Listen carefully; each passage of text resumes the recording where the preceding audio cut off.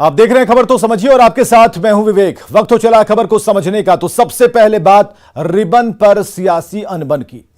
आपने उद्घाटन करने की कई तस्वीरें देखी होंगी। उद्घाटन के मौके पर कई लोग होते हैं, लेकिन उद्घाटन एक व्यक्ति के हाथ से होता है।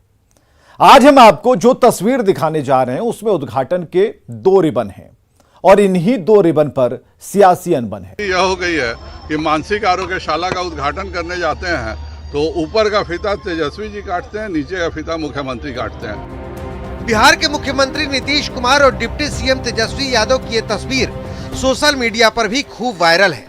राजनीतिक विश्लेषक अजय आलोक ने ट्वीट कर लिखा है कि ऐसा उद्घाटन किसी ने देखा नहीं होगा। 2 फीता, 2 कैंची और सीएम का फीता नीचे। इसे कहते हैं नरकों में ठेलम ठेल। जाहिर है फीता काटने की इस तस्वीर के बाद अब हर एक फ्रेम पर सियासी फसाद खड़ा हो चुका है। बड़ा दल बड़ा फीता काटा, छोटे दल औकात में अपना छोटा फीता काटा।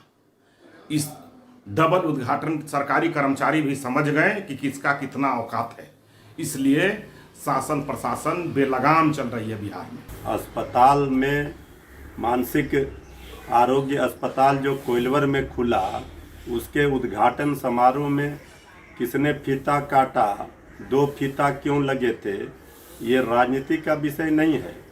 और जिस तरह से बीजेपी नेताओं का बिहार में सत्ता जाने के बाद से मानसिक संतुलन बिगड़ा है, तो अब तो इलाज की व्यवस्था भी कोइलवर में हो गई है। मानसिक बीमारी का इलाज कोइलवर अस्पताल में बेहतर सुविधा है। तेजस्वी यादव बिहार के उप मुख्यमंत्री होने के साथ साथ स्वास्थ्य विभाग के माननीय मंत्री भी हैं और उस उद्घाटन समारोह में वो माननीय स्वास्थ्य मंत्री की तरह शिरकत कर रहे थे। तेजस्वी यादव जी का विभाग उस पूरे उद्घाटन का होस्ट था, आयोजन करता था और माननीय मुख्यमंत्री वहां उपस्थित थे, तो ये प्रोटोकॉल के तहत हुआ है। उद्घाटन 1, फीता 2, लेकिन सियासी तर्क 1000 और इसी पर सियासी बवाल है। पटना से न्यूज 18 के लिए शैलेंद्र कुमार और धर्मेंद्र कुमार के साथ ब्यूरो रिपोर्ट। तो पूरी खबर समझने से पहले आपको बिहार विधानसभा की दलीय स्थिति जान लेनी चाहिए। बिहार विधानसभा में विधायकों की कुल संख्या 243 से घटकर 242 रह गई है, जिसमें दलों की मौजूदा स्थिति कुछ इस तरीके से जो आप देख पा रहे हैं। बीजेपी 77 नंबर है उनके, आरजेडी के 79, जेडीयू 45 पर है तो कांग्रेस 19, सीपीआई-एमएल 12 पर, सीपीआई 4 और एचएम हम पार्टी जो है वो 4 पर है, एआईएमआईएम के 1 और निर्दलीय 1। मतलब ये हो गया कि आरजेडी इस वक्त सबसे बड़ी पार्टी है और जेडीयू तीसरे नंबर की पार्टी है। तो दलीय स्थिति यह समझाने के लिए जरूरी है कि देखिए 2 फीता क्यों था और इसमें नंबर जिनके थे उनका जो फीता है ऊपर रहेगा, जिनके नंबर कम होंगे उनका फीता नीचे रहेगा। 16 सितंबर शुक्रवार को सीएम नीतीश कुमार ने भोजपुर के कोइलवर में मानसिक आरोग्यशाला का उद्घाटन किया और उसी कार्यक्रम का एक वीडियो अब वायरल हो रहा है, जिस पर बीजेपी हमलावर है। दरअसल कार्यक्रम के उद्घाटन के दौरान एक साथ 2 फीते लगाए गए। दोनों फीते को काटने के लिए 2 कैंची की व्यवस्था की गई। एक फीता ऊपर था, दूसरा फीता नीचे था। ऊपर वाले फीते को डिप्टी सीएम तेजस्वी यादव ने काटा, नीचे वाले फीते को सीएम नीतीश कुमार ने। शायद ऐसा पहली बार हो रहा है जब एक कार्यक्रम में एक उद्घाटन के लिए 2 फीते लगाए गए और फीते के अलग अलग नेताओं ने काटा। दोनों नेताओं के अलग अलग फीता काटने पर बीजेपी ने हमले तेज कर दिए। अमूमन एक कार्यक्रम के लिए एक ही फीता होता है। कार्यक्रम में एक ही कैंची की व्यवस्था होती है। कोई एक ही नेता फीता काटता है, अलग अलग फीता काटने की परंपरा नहीं है। कोइलवर में अलग अलग फीते काटे गए। सीएम, डिप्टी सीएम ने अलग अलग फीते काटे और मुख्यमंत्री नीतीश कुमार ने नीचे वाला फीता काटा। तो विपक्ष इसे सियासत की ताकत के तौर पर देख रहा है। मतलब यह कि आरजेडी इस वक्त सबसे बड़ी पार्टी है, 79 विधायक हैं, ताकत ज्यादा है तो उनका फीता ऊपर। जेडीयू 45 सीटों के साथ तीसरे नंबर की पार्टी है, नंबर्स कम हैं तो ऊपर का फीता तेजस्वी ने काटा और नीचे का फीता नीतीश कुमार ने। तो फीता को काटने के पीछे विपक्ष 34 सीटों का जो ये फासला है वो दिखा रहा है, बता रहा है, क्योंकि सियासत में हैसियत जो होती है वो आंकड़ों के हिसाब से तय की जाती है। आगे बढ़ते हैं। अब बात सीमांचल की सियासत की करेंगे तो 4 दिनों के बाद केंद्रीय मंत्री अमित शाह बिहार आ रहे हैं। अमित शाह के आगमन ने महागठबंधन की बेचैनी बढ़ा दी, लिहाजा महागठबंधन ने भी शाह के दौरे का काट निकाला। रिपोर्ट देखिए। सीमांचल बना सियासी अखाड़ा। वो धार्मिक उन्माद फैलाने के लिए प्रयास करते रहते हैं। सीमांचल की सरजमी से शाह करेंगे शंखनाद। वहाँ धार्मिक उन्माद पैदा करना चाहते हैं। पूर्णिया में ये तैयारी है केंद्रीय गृह मंत्री अमित शाह के कार्यक्रम की। इसी हफ्ते 23 सितंबर को अमित शाह बिहार आ रहे हैं। पूर्णिया और किशनगंज में अमित शाह जनसभा को संबोधित करेंगे। इसे बड़ा रूप देने के लिए भव्य तैयारी की जा रही है। अमित शाह के आगमन से पहले बीजेपी के हौसले बुलंद हैं। नीतीश कुमार के पाला बदल वाले स्टैंड में बीजेपी अब अपनी बड़ी जीत देख रही है। यह इलाका भारतीय जनता पार्टी का इलाका है। दयावश हम सीटें देते रहे हैं और हमारे दया के कारण उनके सांसद बन गए हैं। तो इस बार उनको भी पता चल जाएगा। हम तो 36 सीट पर कम से कम जीतेंगे, लेकिन जदयू का खाता बिहार में खुलेगा कि नहीं, इसमें भी उनकी शंका है। बिहार में सरकार बदलने के बाद पहली बार अमित शाह बिहार आ रहे हैं। जाहिर है महागठबंधन की बेचैनी बढ़ी हुई है। इतनी बड़ी रैली को देखते हुए अब महागठबंधन ने भी सीमांचल में सद्भावना रैली करने का फॉर्मूला निकाला है। उनको 23 तारीख को रैली करने दीजिए और 23 तारीख के बाद पूर्णिया, किशनगंज और कटिहार में महागठबंधन का संयुक्त रैली के लिए सांप्रदायिक सद्भाव रैली आयोजित करिए। दरअसल 2019 के लोकसभा चुनाव में मोदी की जबरदस्त लहर के बावजूद किशनगंज लोकसभा सीट पर कांग्रेस ने कब्जा जमाया था। पूरे बिहार में महागठबंधन की एकमात्र जीती हुई लोकसभा सीट किशनगंज ही थी, लेकिन अब समीकरण बदल चुका है। ऐसे में अमित शाह का सीमांचल दौरा सियासी लिहाज से बेहद अहम है। पूर्णिया से न्यूज 18 के लिए कुमार प्रवीण की रिपोर्ट। चलिए खबर समझिए। बीजेपी ने 2024 में 40 सीटों में 35 प्लस का टारगेट तय कर दिया। नीतीश कुमार के एनडीए से अलग होने के बाद केंद्रीय गृह मंत्री अमित शाह पहली बार बिहार पहुंचने वाले हैं, सीमांचल पहुंचने वाले हैं। 23 सितंबर की तारीख होगी जब अमित शाह पूर्णिया और 24 सितंबर को किशनगंज रैली को संबोधित करेंगे। सीमांचल महागठबंधन के गढ़ के रूप में देखा जाता है। सीमांचल में 40 से 70% जो आबादी है वो अल्पसंख्यकों की है। खासकर इस इलाके में बांग्लादेश घुसपैठ एक बड़ा मुद्दा है।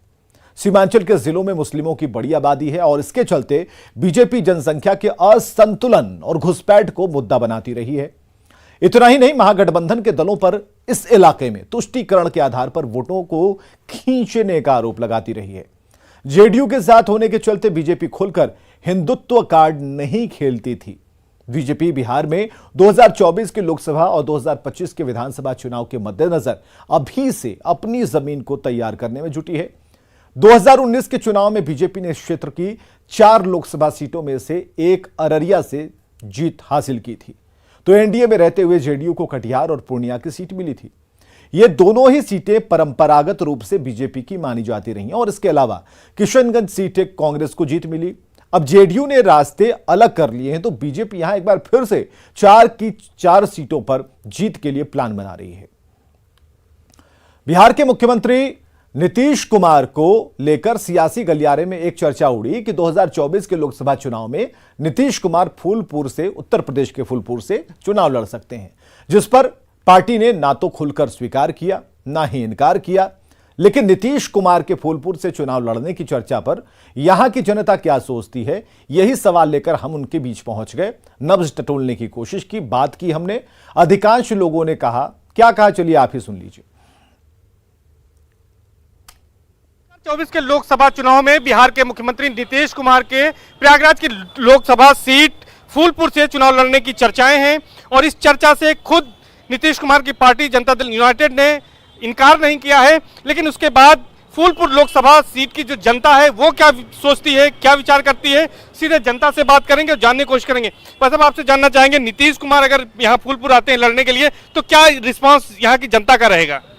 सर अभी तो कुछ सोचा नहीं है, अभी हाल ही की बात है, तो अभी तो कुछ सोचा नहीं है, लेकिन जैसा पार्टी का नेतृत्व होगा उस तरीके से विचार जरूर लोगों का किया जाए। देखिए, मुंगेरी लाल के हसीन सपने सब देखते हैं, और नीतीश कुमार उत्तर प्रदेश में अगर कहीं से भी चुनाव लड़ेंगे तो मुंगेरी लाल के हसीन सपने के बराबर होगा। और रहा फूलपुर, तो ये तो असंभव है कि उनको वो जीतना छोड़ दीजिए, जमानत जब्त करा लेंगे अपनी। वर्तमान राजनीतिक परिदृश्य में मुझे नहीं लगता कि नीतीश कुमार जी को यहाँ से चुनाव लड़ना चाहिए, क्योंकि जनता ने इस बार खासतौर से उत्तर प्रदेश की जनता ने मन बना लिया है कि 80 में 80 सीटें भारतीय जनता पार्टी को ही जाएंगी। तो ठीक है, मतलब नीतीश की दाल यहाँ नहीं गली है, ऐसा आप करें। बस अब आपको क्या लगता है, नीतीश कुमार अगर यहाँ से लड़ते हैं तो उनको कितनी सफलता मिलेगी, कैसा रिस्पॉन्स रहेगा फूलपुर की जनता का?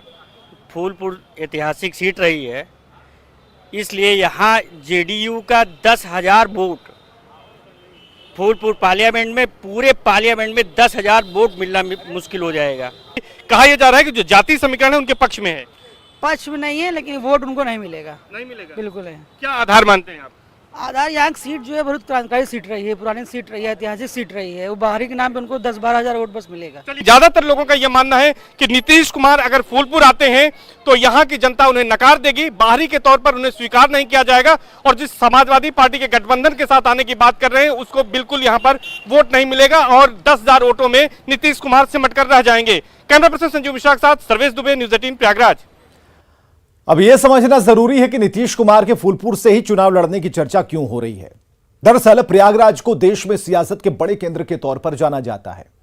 प्रयागराज वाले फूलपुर के लोगों जो हैं वो देश को दो प्रधानमंत्री दे चुके हैं।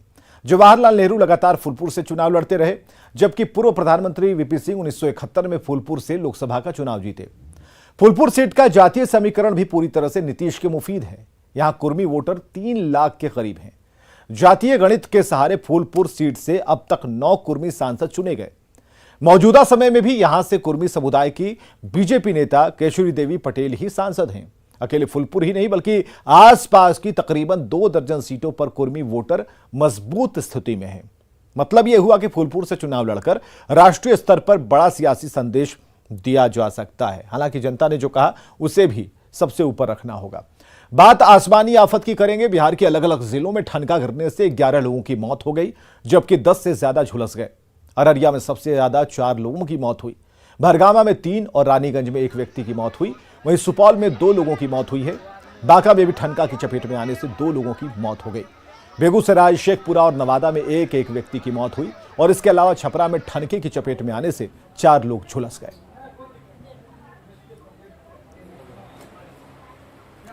सीएम नीतीश कुमार ने ठनका गिरने से 11 लोगों की मौत पर दुख जताया। उन्होंने ट्वीट किया है, वज्रपात से 11 लोगों की मृत्यु दुखद। मृतकों के आश्रितों को 4 लाख रुपए का अनुदान दिया जाएगा। खराब मौसम में पूरी सतर्कता बरतें। वज्रपात से बचाव हेतु आपदा प्रबंधन विभाग द्वारा जारी सुझावों का अनुपालन करें। खराब मौसम में घरों में रहें, सुरक्षित रहें।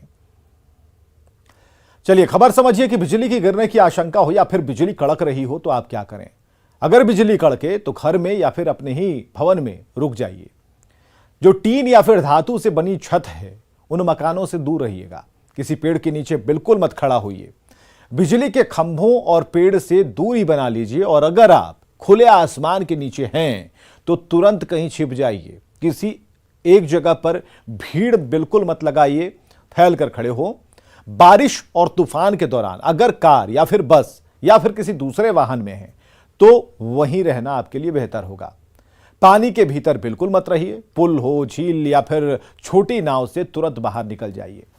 किसी जल स्रोत में तैर रहे हैं, नहा रहे हैं तो उससे भी निकलकर आप जमीन पर आ जाइए, तभी आप इस ठनके से बच पाएंगे। बढ़ते हैं आगे। क्या बिहार में कानून व्यवस्था का हाल लचर है? क्या बिहार में पुलिस फेल है? यह सवाल इसलिए है क्योंकि महज 1 हफ्ते के भीतर दूसरी बार बेगूसराय गोलीकांड जैसी वारदात हुई और अपराधी 20 घंटे बाद भी पकड़ से बाहर हैं। वैशाली में बेगूसराय गोलीकांड पार्ट 2।